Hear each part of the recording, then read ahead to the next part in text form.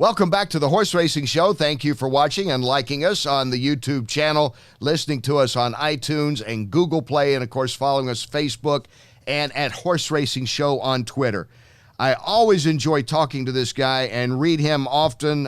He is as good as it gets in covering horse racing. He's always opinionated and thought-provoking, and isn't that what you want in a columnist on any level, be it politics or sports? And Jay Hovdey provides that for the Daily Racing Form, and he joins us now. Jay, welcome into the show. Well, thank you very much, Kenny. It's a pleasure to be here on your podcast. This is an exciting new platform for you. Platform, that's the right word, isn't it? We are on a platform, actually. Just kind of got a platform and some couches around here, yeah. There you go. Wish I was there with you, but out here in California and getting ready for the Derby Week celebration ahead, and whatever we have going on at Santa Anita and the rest of the country. You know, I am always curious. I think one of the toughest things is to write and write well all the time. And do you ever have like writer's block? Do you ever think, well, I've covered this, I've covered that. How many times can I cover this or that? Well, I had an editor once tell me, if you don't make your deadline, we run 12 inches of blank space with your name and face in it, Jay. So, that's a lot of incentive to meet your deadlines on a regular basis. I have to admit, though, that I'm pretty lucky to be writing about horse racing, because if you run out of things to write about or that you're interested in horse racing, then you're just not paying attention. I can't think of another sport that has more levels and layers of interest, excitement, intrigue than our game. I mean, golf, it's, hit the ball, find the ball, hit the ball. Baseball, we know it's catch the ball, hit the ball, throw the ball, but horse racing, well, I tell you, there's on any given day, it's just really a feast, a movable feast. We were talking earlier when I opened up the show, Jay. I was talking about the reason that, in my opinion, is a lot like what you just said, that the Kentucky Derby is so popular and has such a big audience each year with NBC. Is simply that, because of the stories, because of the people involved. And that's why you have people that may watch only one horse race a year or will glance at some horse races, but they'll watch the Kentucky Derby for the pageantry and to hear the story of a Jason Service, or to see if Bob Baffert's going to do it again, or can Richard Mandela or Bill Mott do it this time around. There's so many great storylines, and that's what always drew me to horse racing, is you can have 4 or 5 storylines around one horse. Well, of course, the Kentucky Derby has been a public relations phenomena from early on, more than 100 years, and certainly it benefits from being a cultural event more than a sporting event. I know that there are people who would tell you that they don't follow horse racing, but they'll watch the Kentucky Derby. That's fine, and that makes for a great week of exciting coverage and the telecast itself.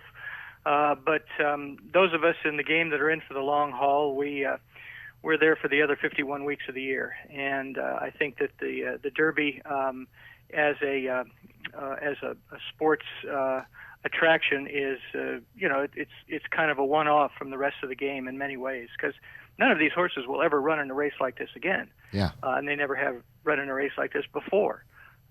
So it doesn't tell you anything in particular about the horses that compete in it or run in it. You just hope that some of the good ones emerge from it and go on and become stars with a little bit of longevity. When did Jay Hovdey first get interested in horse racing? Was this something you grew up around and with and all? Well, let me think. I was looking back to see what the first Kentucky Derby. What was your first Kentucky Derby that you remember, Kenny? Well, contrary to popular belief, it wasn't Donnerell and it wasn't Regret. No. It was actually 1981 was the first one I covered. Well, but how about the first one you remember? First one I remember was probably Northern Dancer. Ah, very good. I would say Northern Dancer. I was a kid watching it on a black and white TV set. And, we would watch, because I didn't grow up in the horse racing world, even though I grew up in Kentucky. I grew up in the sticks and ball sports, football, baseball, basketball. I like to watch boxing, but we always watched the Kentucky Derby. I don't know, because it was a Kentucky Derby, like you say, it was kind of something, especially being a Kentuckian, you thought you should do. So Northern Dancer is the first one, Jay, that I can remember watching on TV. And then I watched it every year. And then, like I say, been fortunate to cover it since '81. And you broke my heart with Hill Rise, who was my childhood hero, the Calbred, just a big, massive, marvelous animal, looked like a mountain in motion, and he won everything in sight in California that winter, and George Pope thought he was being smart, and he knocked Don Pierce out of the saddle for the Derby and put Bill Shoemaker on, who was, like printing money. Yeah. And didn't know the horse well enough, and hardtack outsmarted him and beat him, I think, maybe 3/4 of a length or whatever it was in the Derby that year. But my first Derby would have been a couple of years before that, with sitting at my grandfather's knee watching Silky Sullivan and Tim Tam. Oh, yeah. And, and I was, of course, a little kid enthralled to the Silky Sullivan stretch running excitement. He came from farther out of it than Zenyatta. Yeah. And he won the Santa Anita Derby in a waltz, and went to Kentucky Derby with all the hoopla of a traveling minstrel show. And boy, I want to tell you, he was an exciting animal. And my grandfather just said, "Well, you better watch out for Tim Tam." My grandpa was right. Yeah. Well, see, the wisdom of the grandparents, you can never go wrong with that. Yeah. So that's as far back as I go. But the first one I covered was a little after you in 1985 with Spendabuck. Oh, that was a story, wasn't it? That was exciting. I actually spent the most of the afternoon shagging interviews for Jack Whitaker with the telecast, the ABC telecast, I believe, in those days. Yes. And shagging interviews in the jockey's room. Jack would send word to bring so-and-so out to the interview area, and I would. And the most intriguing part of that day was watching Angel Cordero play head games with any other jockey that might have been on a speed horse. And by the end of by post time, Angel pretty much had it sewn up, and he broke like a bullet and never looked back. Cordero is one of the great, one of the great interesting stories, isn't he? I think about guys that you could just sit down and probably talk for hours with. And, I think about one of my favorite horse racing books. You wrote it on Whittingham. I remember I got to sit down with Charlie on 2 or 3 occasions at length, length being maybe 20, 25 minutes, and just talking, not necessarily an interview, just talking. And, guys like that just always fascinate me. I met Bill Shoemaker a few times, interviewed him a few times, and of course, Lafitte Penkai. And, there's something special about those guys. To me, it's like getting a chance to talk to, any great athlete or, any great coach. Well, that's true. And a lot of the people from those eras, they lived lives that, they seem like on alien planets compared to the way we were brought up as kids of the 50s and 60s and into the 70s. They fought world wars. They suffered through depression, and made it through. And horse racing was their oasis, was their rescue in many ways. These are people that might have been able to do something else, but or they found a real home in horse racing, and that's what made them interesting, because they'd lived lives that we really couldn't identify with necessarily. It was a lot of fun having those people around, and we're trying to create our own heroes and stories these days, but they kind of pale in comparison to that generation. Yeah, that certainly some special people came out of there, and I think back on guys that I always enjoyed talking to that I didn't want to interview live on TV, and one of them is the late Bobby Frankel. I could go to his barn and start talking baseball cards, and baseball, and he'd have these great stories, and always in talking about his horse, but he just didn't like the camera. He didn't seek that attention. And, he was okay with it, but it wasn't like it was something he'd much rather be somewhere else when I interviewed him. I don't know how many guys you came across like that. No, it wasn't any kind of adversarial situation. He just would prefer not to be interviewed, but he knew sometimes he, I guess, sort of had to be. Well, they weren't raised in a media climate like the hyper climate that has evolved over the last, say, 25 years. And at a certain point in the sporting culture, if your face wasn't on TV on a regular basis, you weren't doing your job. So when someone like you walk up to Alan Jerkins with a microphone, you might as well be walking up to him with a hot poker. Charlie Whittingham had to sort of accommodate it through the years. I mean, he was a pretty kind of grouchy old Marine who just leave me alone, let me do my job. He was great socially, but when it came to dealing with the media, it was how short can my answer be? But he learned to kind of fall back on some of the the great stories of his past, and there's other trainers that have done that too. I mean, wonderful guys like Buddy Raines and I'm blanking out on the great Maryland trainer that Chris McCarron came up under. But anyway, there's a lot of that generation that they supplied us with just automatic material, and it was wonderful to sit around and just listen to them talk for as long as they could, or till the next set went out. One thing I've noticed, Jay, doing this podcast now for about 3 months, a lot of the people we've had on, the trainers especially, and even a couple of the jockeys, they don't have Twitter and they're not active in social media. They're not doing Instagrams, which I don't do much of. I have a Twitter account. I send out a few things and, kind of to promote something I'm doing. But, but I know some of the younger guys, some of the younger trainers, they are getting in. They understand the social media, and that's just the way of the world these days. But horse racing, there's still enough guys like Bob Baffert. I don't know if he sent out a real tweet in 2 or 3, 4 years. I don't know. Well, I can't answer for Bob. Yeah, he'd be fun to get into his head on a regular basis. Oh, wouldn't it though? But he's certainly he's very approachable by anybody that wants to ask. It's part of their business these days. I think their clients expect their trainers to have a certain public profile, but then there's other trainers that just do their job. I mean, you don't hear from Chad Brown except when he's talking after he wins a Grade 1 race. You don't hear from Neil Drysdale. You don't hear from a lot of these guys that they don't. I always fall back on John Stewart of Comedy Central fame and the Daily Show.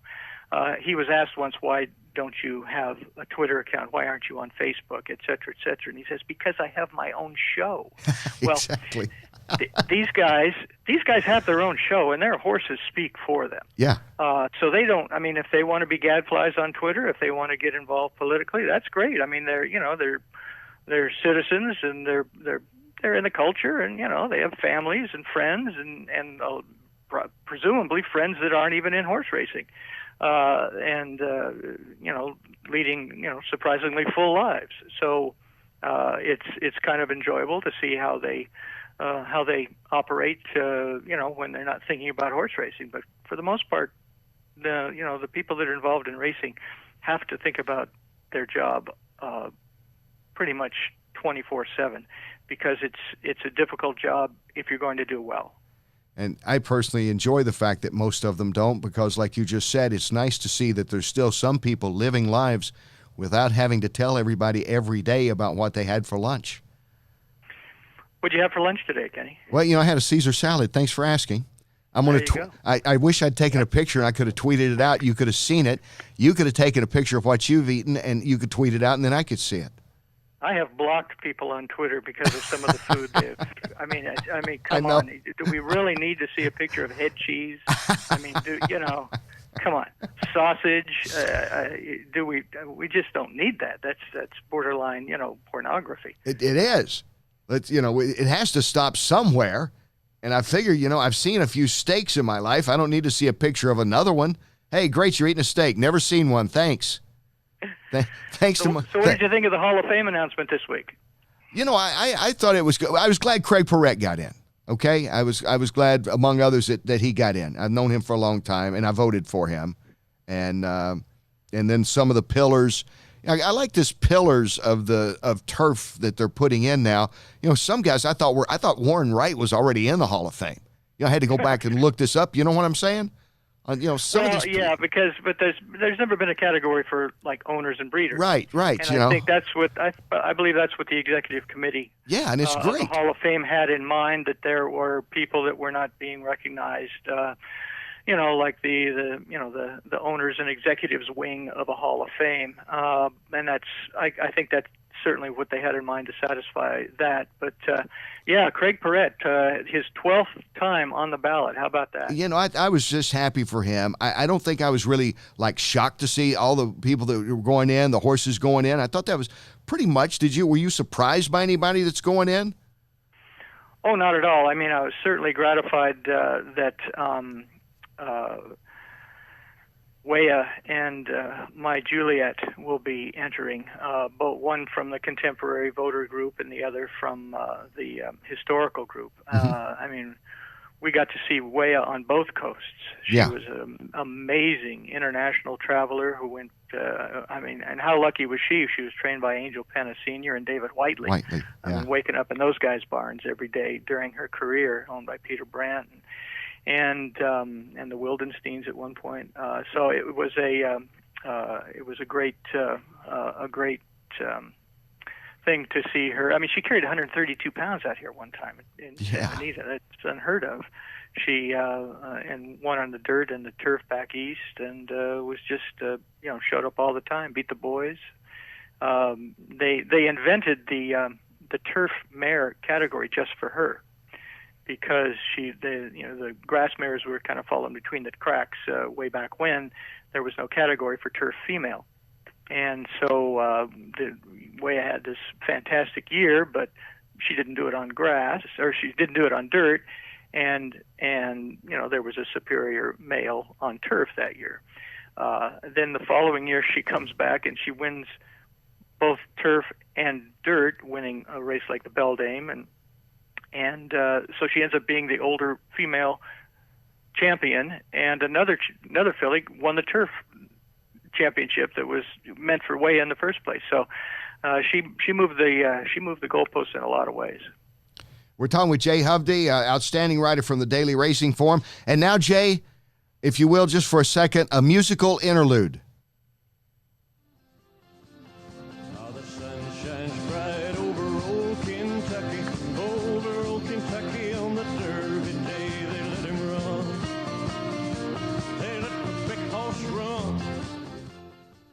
I believe you can name that tune. There it is. That's the other John Stewart in my life. Yes. The great John Stewart from the Kingston Trio. Hopefully you've got some listeners that remember the Kingston Trio. John was the tall guy with the banjo, and he went on to a great solo career of his own. And unbeknownst to me, I was a big fan, but unbeknownst to me, he was an even bigger fan of my wife, Julie Crone. And when I got a little trinket from John's website for Julie's birthday one year. I got a call back from John himself wondering, is this the Julie Crone that I'm sending this to? And I said, well, yes, Mr. Stewart, dropping the phone. Yeah. And he said, well, I'd like to send her a few extra things.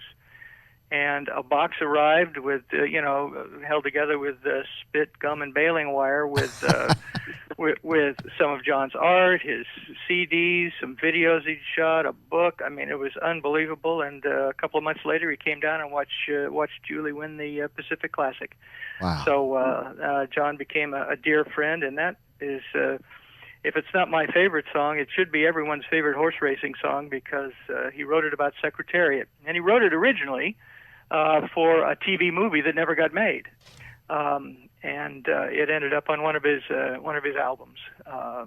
Let the Big Horse Run, and the Big Horse, of course, in the title is Secretariat. Well, for all those, and you know it by heart. Yes, and we can't use any more because our royalties are limited here. We're just getting the show started. But Right. I really like that. When we talked at Santa Anita, I'll never forget when you told me about John Stewart. and I knew exactly who you were talking about. July, You're a Woman is one of my favorite songs. Well, John's father was a standardbred trainer. Yeah, he was in the horse bit. He grew up around it, right? At least. Yeah. Yeah. Yeah. John's father was a standardbred trainer on the California circuit, and he was training at Del Mar during the off season. They used to scrape the track and run a harness meet at Del Mar in the fall, and way back when. And we're talking about the late 1930s, for goodness sakes. And John was born in San Diego during that fall meet back then. And every time a horse came around the track, he thought of his upbringing, and he wrote a song about the Pomona Fair, and he wrote a song about Seabiscuit called Tanforan, and that was in addition to all his other bigger hits like Gold and July, You're a Woman, and Never going back. Yeah, Never Going Back's another one of my favorites.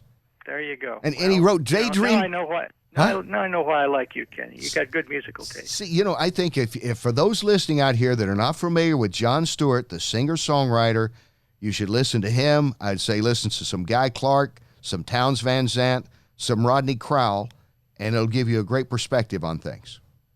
And Absolutely. There's some others in there I could throw in, but those are four of my favorites.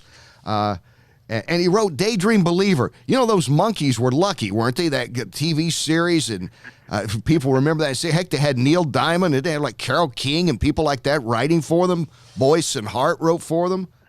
Yes, they were the vessels for a lot of good stuff. But Mike Nesmith came out of there, and David Cassidy, a big horse racing fan, and so it was not David Cassidy. I mean, goodness sakes, well, there was Mickey Dolenz, there was David Cassidy. Yeah, well, David Cassidy was a big horse racing guy. I actually interviewed him a couple times in Kentucky. Yeah. I'm mixing up my partridges and my and your pear trees and your monkeys. Don't ever put me on a trivia music from the '60s because I wasn't paying much attention. I was too much into horse racing. Hey, well, this race coming up, Jay, do you have any thoughts on this year's Derby? I mean, it's been a great string of favorites, which is so unusual, and actually, I don't think it's happened this many favorites in a row's won. Yeah, it's getting a little boring, to tell you the truth. We need another Mind That Bird to come along and shake up the shake up the scene. I don't think that's going to happen anymore because the horses that get into the race have to have accomplished a little bit more than he did. But he was right on the day, and you can't knock that. No, this is going to be a very intriguing Derby. We tend to settle on in personalities a little too much, and certainly everyone who's followed either the careers of Bill Mott or Richard Mandela would like to see them with a Kentucky Derby by their name, but those guys don't wake up every morning wondering, how life has passed them by because they haven't won a Kentucky Derby. But the way they've handled horses and the records they've had with older horses, they're very much kind of like a Charlie Whittingham or a Bobby Frankel, who never really had an emphasis on developing young horses. Their clients weren't tuned to that direction. But when good young horses came around, they recognized the potential of a pretty good effort on the first Saturday in May as a 3-year-old, and they went on with it. Charlie won 2 Kentucky Derbies in his 70s, and Bobby Frankel was orienting toward that. He knocked off a Belmont Stakes before his very untimely death, and so I think that Bill and Richard, they'll be the kind of the sentimental exacta. Well, Jay, go ahead. With Tacitus in Omaha Beach, of course. But then you've got Shug breathing down their neck with Code of Honor, and you always are a little bit afraid of that guy with a gun that's even partway loaded. It's going to be fun to see a mix of first timers in the Derby, first time horsemen, and their clients with some of the veterans that we've been following for a long time. And that's what that's the fun part of the Derby. It brings a lot of those different threads together on a very intense contest and afternoon. Jay, have you had a fun time today? You mean before I started to talk to you? Yeah. Then during? no, you're just your fun day overall. I was expecting. My day was going along very, very nicely. I wrote a column earlier today. Took my little girl to school, and then I said, "Boy, I tell you, now all that stuff's behind me. Now I get to talk to Kenny Rice." I was saying the same thing. I said, I'm going to talk to Jay Hovdey later today. Because I talked to great, Julie. Kenny. I hope we can do it again somewhere, maybe along the Triple Crown Trail, or certainly as we get into the summer fun at Del Mar and Saratoga. Because this promises to be a pretty fun year if some of these 3-year-olds develop. Hey Jay, anytime you're always welcome. And hi to Julie. She was great. We had her on the show. I don't know, about a month and a half or so ago. She was wonderful as always. She still talks about it. Say hi to that Kenny Rice, she said. Well, she set a high bar for everybody, you and everybody else, believe me. So that was wonderful to have her on. And great to catch up with you, and I'll see you at Churchill Downs. That's great, Kenny. Take care and good luck. All right. Thank you very much. Jay Hovdey, Daily Racing Form, terrific writer. If you like horse racing, you got to read him on a regular basis. And we'll be back with more. We'll be going to take a little tour of Churchill Downs later on right here on the Horse Racing Show.